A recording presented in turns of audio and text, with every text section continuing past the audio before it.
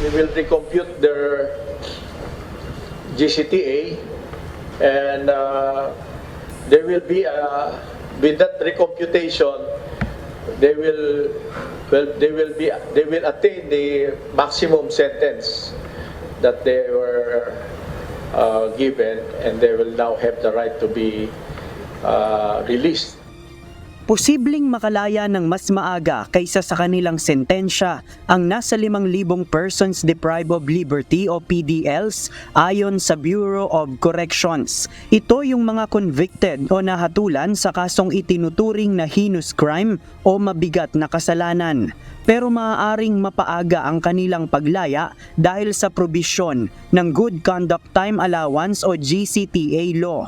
Ayon kay Bucor Director General Gregorio Catapang Jr., sa bagong ruling ng Supreme Court, kasama sa dapat makinabang sa GCTA ang mga PDL na nahatulan sa heinous crimes o mabibigat na krimen.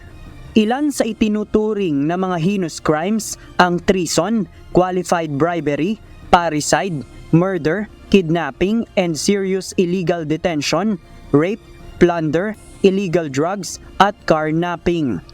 May technical working group na ang Bucor na magsasagawa ng evaluation sa mga PDL.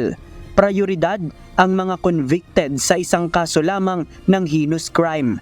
Gayon din ang mga masyado ng matatanda at may mga sakit na napagdusahan naman na ng matagal na panahon ang kanilang mga nagawang krimen. Ang mga PDL naman na nahatulan sa multiple cases ng heinous crimes ay panghuli na sa mga aasikasuhin batay sa kautusan ni Department of Justice Secretary Jesus Crespin Remulla.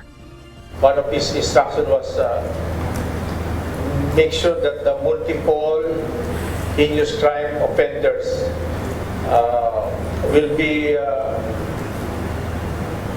put aside, set aside first because of the seriousness of their offenses. Isusumite ng Bucor ang evaluation sa Department of Justice para sa pagpapalaya sa mga PDL at posibleng sa Disyembre ay madesisyonan ito. Ayon sa Bucor, sa mahigit 5,000 PDL na pwedeng makinabang sa GCTA, mayroong ilan sa mga ito ang high-profile inmates na may kinalaman sa politika ang kaso. Gayunman, dadaan pa rin sila sa masusing evaluation kung sila ay makakalaya. Of course, kung qualified naman sila, they will be part of it. Maybe there are some kasi sa dami naman ito, 5,000, maybe 1 or 2 or 3. Ayon sa Bucor, titiyakin nilang nakaayon sa ruling ng Supreme Court ang gagawin nilang evaluation upang hindi maulit ang insidente noong 2019 kung saan mayroon umanong tampering sa mga dokumento ng PDLs. JP Nunez, UNTV News and Rescue. Diyos ang aming sandigan, serbisyo publiko ang aming pinahahalagahan.